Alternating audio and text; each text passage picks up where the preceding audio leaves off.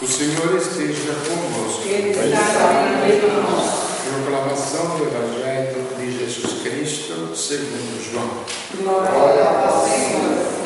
Naquele tempo, Jesus disse aos seus discípulos: Eu sou a videira verdadeira, e meu Pai é o agricultor. Todo ramo que em mim não dá fruto, ele o corta. E todo ramo que dá fruto, ele o limpa, para que dê mais fruto ainda. Vós já estáis limpos por causa da palavra que eu vos falei. Permanecei em mim, e eu permanecerei em vós. Como o ramo não pode dar fruto por si mesmo, se não permanecer na videira, assim também vós não podereis dar fruto, se não permanecerdes em mim. Eu sou a videira, e vós os ramos. Aquele que permanece em mim, e eu nele, esse produz muito fruto, porque sem mim nada podeis fazer. Quem não permanecer em mim será lançado fora como um ramo e secará. Tais ramos são recolhidos, lançados no fogo e queimados. Se permanecerdes em mim, e minhas palavras permanecerem em vós, pedi o que quiserdes e vos será dado. Nisto meu Pai é glorificado, que deis muito fruto e vos torneis meus discípulos. Palavra da salvação. Glória ao Senhor.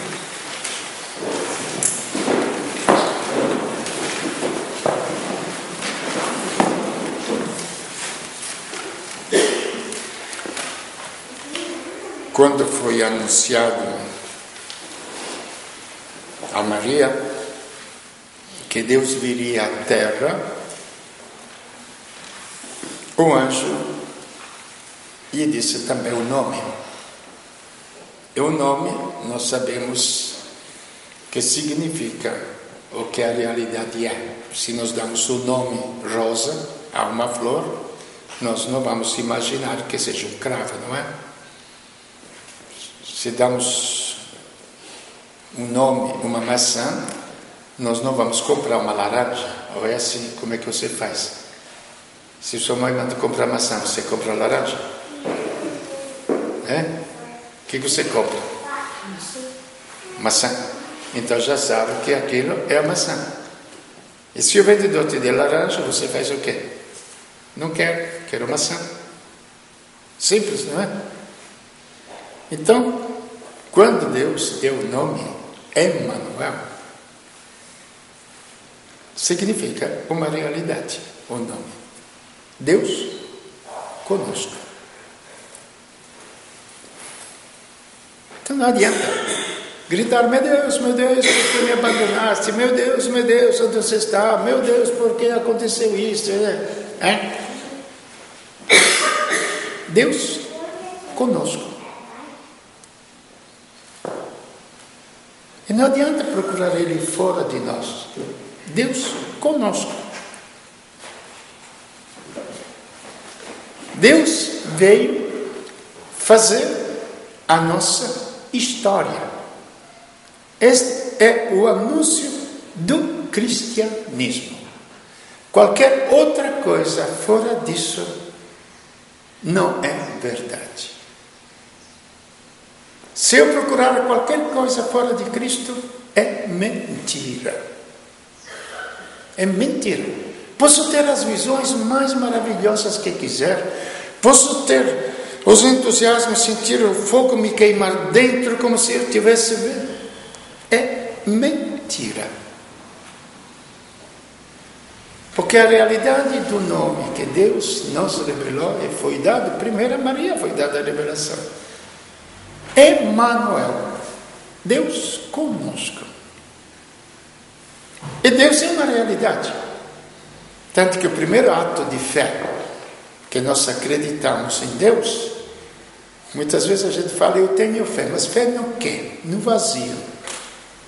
Se você perguntar no que acredita mesmo, não vai te dizer no que acredita. É no vazio. Então, o primeiro ato de fé qual é? Mesmo nestes dias, um engenheiro me perguntava, Frei, parece que a igreja agora está admitindo o Big Bang, o grande estouro que começou o universo. Falei, olha, não tem nada de especial. Para Deus, 1000 anos é como o dia de ontem que passou. E que a Terra, para se formar, tenha levado milhões de anos, para Deus é uma fichinha. Para nós é muito, milhões de anos. Nossa vida é tão curta. Entendeu? Milhões de anos para Deus não é nada. Para Deus interessa o quê? A maturidade da coisa, a realização da coisa. Agora,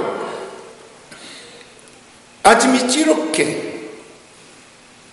Tudo que existe visível se fez por si mesmo? Aí que está o erro. O erro não está na ciência que procura as origens do mundo. Não. Aquilo Deus deu à nossa inteligência para procurar. E pode procurar até e achar uma primeira grande explosão para começar o universo. Só que quem deu início a este universo foi alguém que tinha vida em si e que era Deus. Tanto que, quando, naquela época, que todas as civilizações viviam e se dirigiam com o quê? Entre o rei e o templo. Sabia isso aqui? Que todas as civilizações cresceram. O templo, mas eram os deuses que eles criaram. Então aí nós compreendemos quando Deus dá a resposta a Moisés, que o mandou libertar o seu povo do Egito.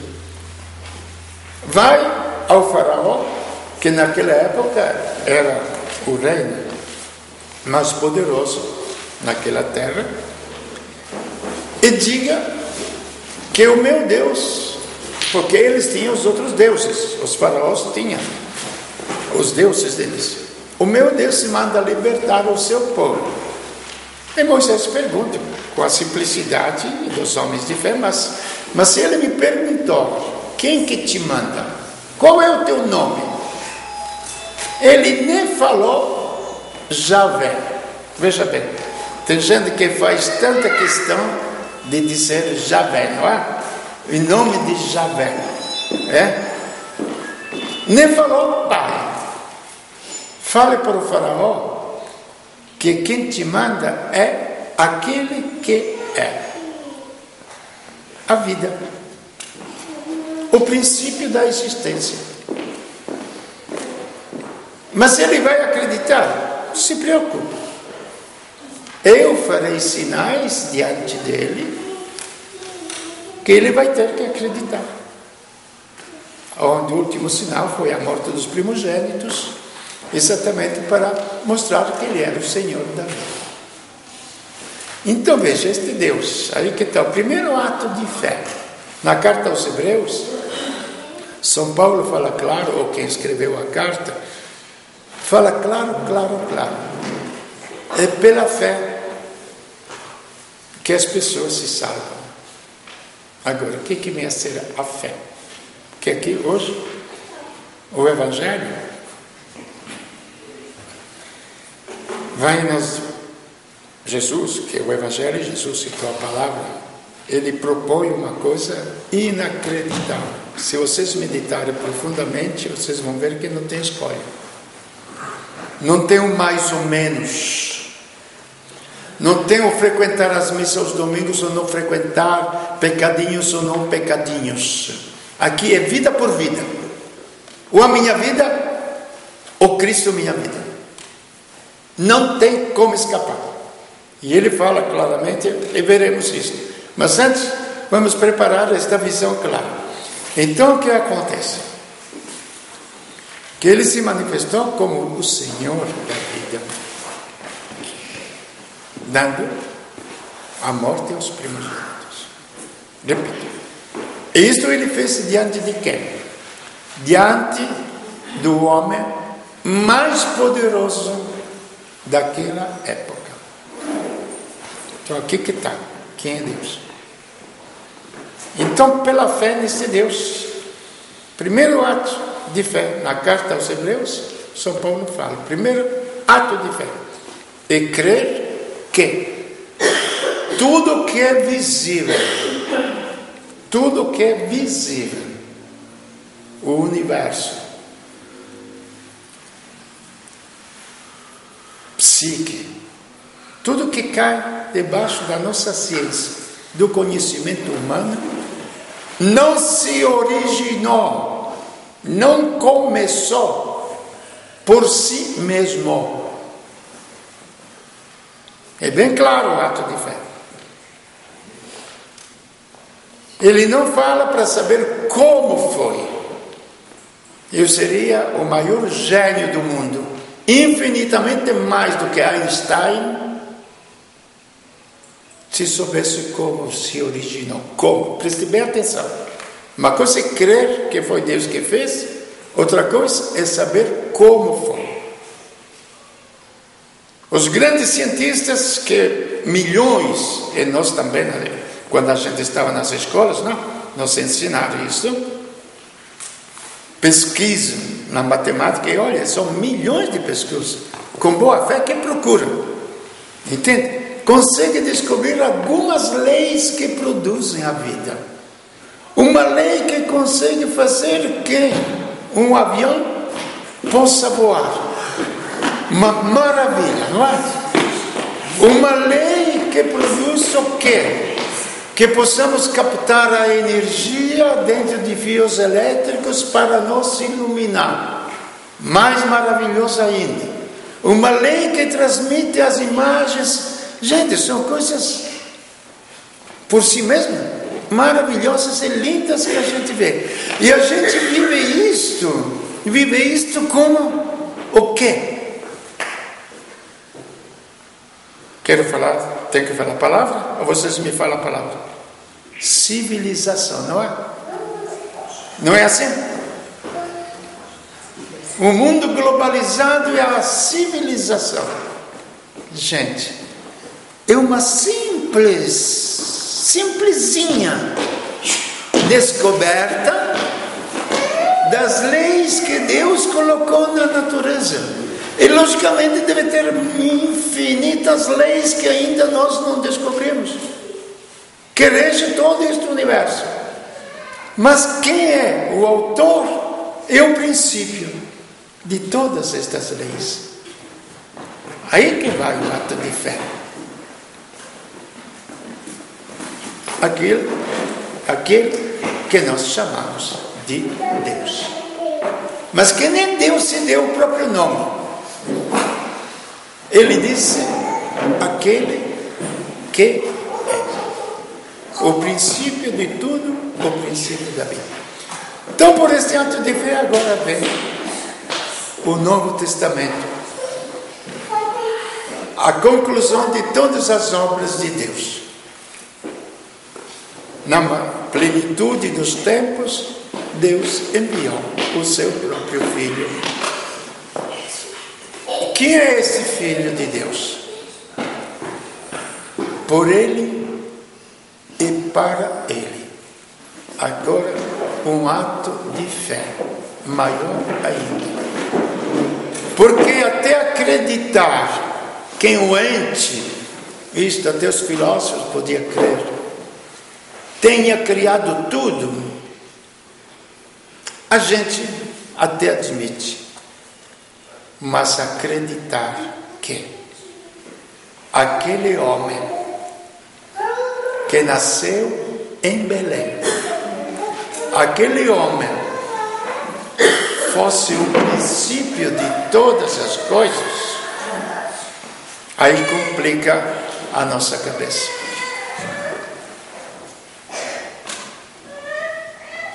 Por ele, aquele Emanuel, aquele simples homem carpinteiro, por ele, é em função dele, prestemos bem atenção também a isto, por ele, ele fez, mas não soltou o universo. O universo vai para ele.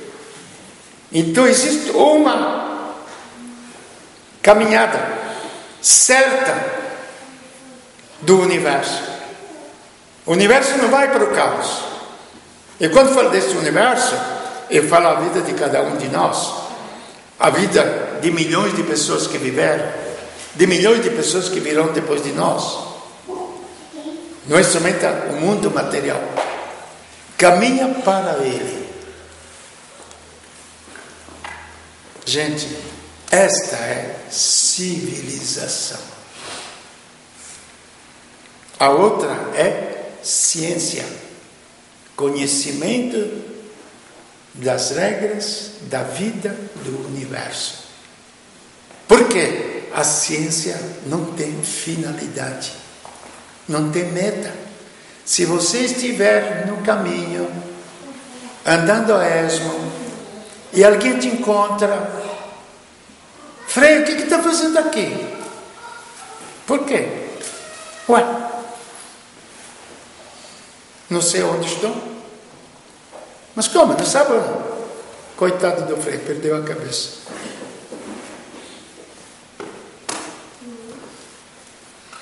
Perdeu a cabeça, perdeu tudo.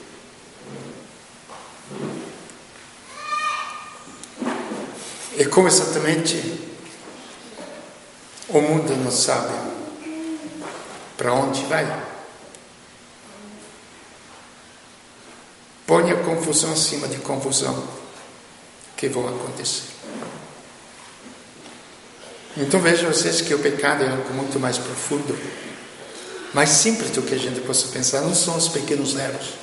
Sempre falei para vocês, o pecado é perder a cabeça e não saber por quê, para onde o mundo, eu, os outros vão. Fora de não saber todo depois o que se passa na vida, que já essa é muita sabedoria por parte de Deus. Eis então que aquele carpinteiro, aquele Deus conosco, Emmanuel, aos apóstolos explica o que é preciso, o que é viver a fé. Agora se trata de vida, viver a fé. Permanecei em mim. Primeiro ele fala, eu sou a videira. O exemplo da videira é muito claro. Vocês não têm muito conhecimento de videira, não? Quando ela produz fruto, você corta tudo. Tudo. Se deixa. Aquilo que produziu fruto, não vai dar mais fruto. Não é como as outras árvores, que você poda um pouquinho para ele dar mais fruto. Não, a videira você poda tudo. Eu sou a videira. A videira, ela tem a seiva, o princípio da vida. Permanecei em mim. Permanecei em mim. Para eu permanecer em vós. Então, se é Deus conosco, é Deus em mim. O convite da história de cada um de nós é esta: é Deus em mim. Ele é a finalidade da nossa existência, da nossa vida. Não é o casamento, não são os filhos, não é o bem-estar, não é nem a doença, não é nem a saúde.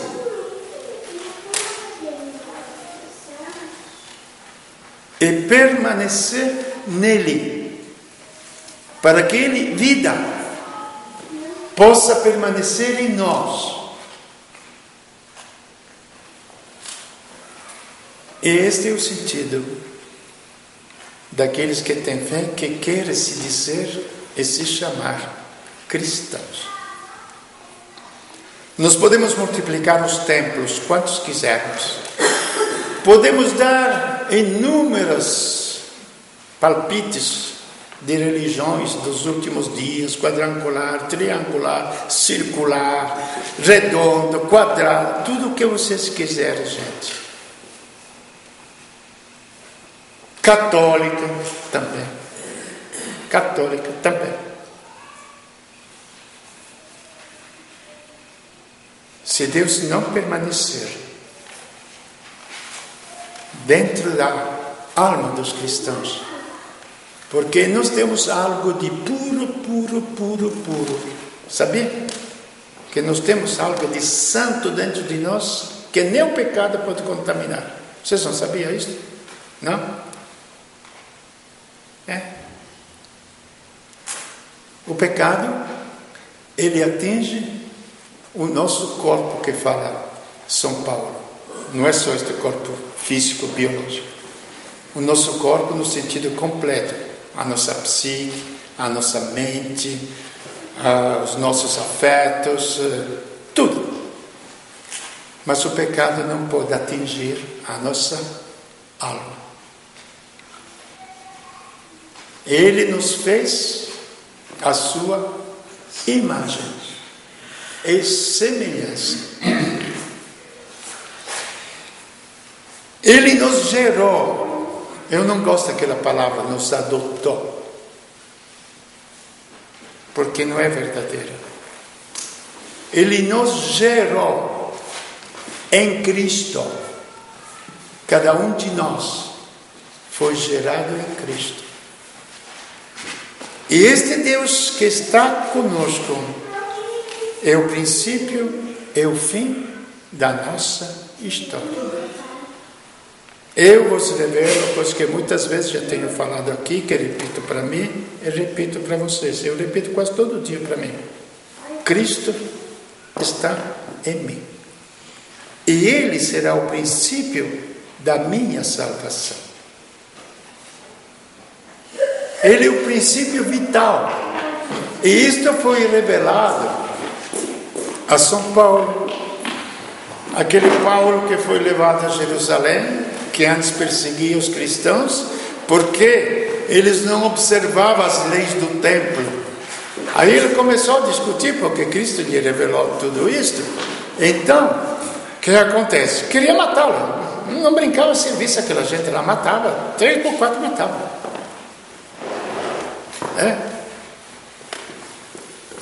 Ele teve que ir embora. Então, quem lhe revelou Deus? E ele fala aos Colossenses: eu vos revelo um segredo que ficou escondido durante todos os tempos. Cristo habita em vocês. Cristo em vós. Ele revelou isso. Mas isto me parece que não se fala. Ele é um acessório, me parece, não sei. Me explique vocês, porque eu estou tentando interpretar a cabeça de vocês. Eles estão num acessório. Eu tenho a minha vida, eu tenho os meus amores, eu tenho os meus afetos, eu tenho os meus interesses. E Ele é um acessório para me ajudar nesses meus interesses, nesses meus afetos, para o meu sucesso. Qual foi o sucesso de Cristo, gente? A cruz. Palhaço de circo, gente. Mas Ele falou claramente: quando eu for elevado, com esta palavra que Ele disser, quando eu morrer na cruz, vocês vão acreditar que eu sou. Então o sucesso de Cristo foi exatamente no momento em que Ele foi o mais derrotado, humanamente mais destruído da face da terra, porque Ele é, Ele era, Ele será, porque nele nós fomos criados. Eis porque ele fala claramente: permanecei em mim, e eu permanecerei em vós. Os frutos são coisas consequentes.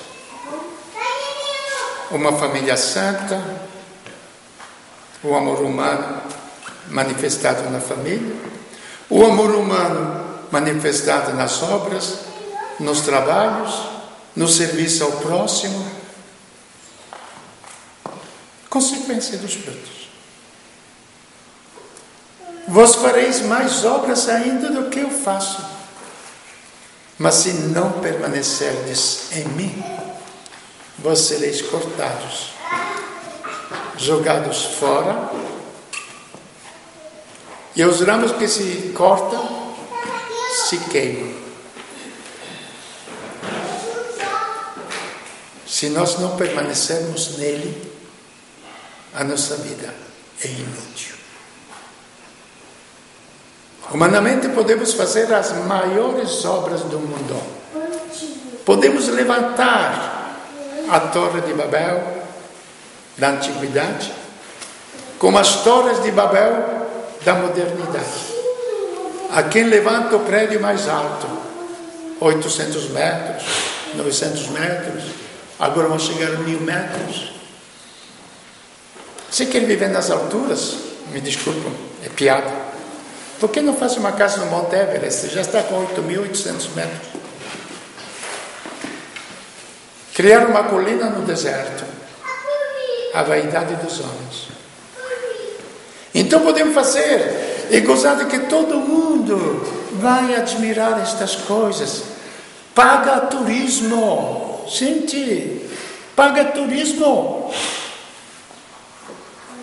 Como paga, estava vendo no jornal, na televisão outro dia, aquele quadro, não sei se vocês viram, o grito.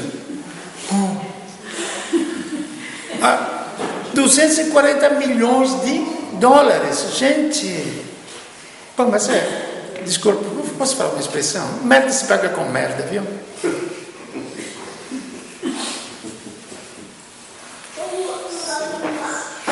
O grito de Cristo na cruz: meu Deus, por que me abandonaste? Não vale um tostão. Enquanto naquele grito estávamos todos nós. Ele gritou, porque a minha alma estava nele naquele instante. Os meus gritos de dor estavam nele. Eu me lembrei muito disso. Outro dia eu fui no pronto-socorro. Um coitado que sofria com pedra nos rins, se deitava, torcia no chão lá ao meu lado, e eu suando e gritando: meu Deus, meu Deus, meu Deus, meu Deus. Aí, quanto vale aquele grito? Nada. Mas que os homens, aquilo que os homens se reproduzem, lógico, tem que ter o valor dos homens, dinheiro, mas não vida. Então esse é o convite e a revelação do Evangelho de Cristo. Quando Paulo anunciou aos homens: Cristo habita em vocês. Não precisa construir mais templos. Não precisa construir mais São Pedro. Não precisa construir mais Aparecida. Me desculpe, parece que eu sou ateu, não é? Não precisa. Vós sois o meu templo. Eu quero habitar num templo vivo. Isso São Pedro também fala. São Paulo fala: vós sois o templo de Deus. Ele habita em vós. E esta parte que repito para vocês, que é pura, porque é divina. E esta se chama vida. Esta se chama vida eterna. Esta vida eterna que vai vivificar depois também a vida mortal, que pertence àquilo que é visível. Nosso corpo é visível, Mas a vida, que é vida mesmo, não se vê com os olhos. Ou você acredita, ou você não acredita. E acreditando em Cristo, você vai acreditar em você. Acreditando na história de Cristo, você vai acreditar na sua história. Onde a cruz não é mais cruz, mas é fonte de vida. O que o mundo tem? Pavor. Nós temos pavor. Mas quando ela chega, o único grito que está no coração da gente é: meu Deus, por quê? Meu Deus, por quê? E a única resposta é Cristo, que também fala: meu Deus, por quê? Mas Deus permanece fiel nele, junto com ele, e nele realiza a sua nova criação. A criação eterna, infinita, onde a morte e todos os males são destruídos, para finalmente a gente resplandecer, como nós devemos resplandecer, dignos filhos de Deus que nos gerou. E para termos um exemplo muito claro, e termino, aos anjos que são tão cultuados, e eram cultuados também pelos pagãos, Deus não falou: senta à minha direita, fica comigo. Não. Ele falou: senta à minha direita a quem? A um ser humano. Que não esqueçamos, Cristo era ser humano, como nós. Se quisermos, a sua história é a nossa história. Ele assumiu a nossa história. Não sei se nós queremos assumir em nós a história dele.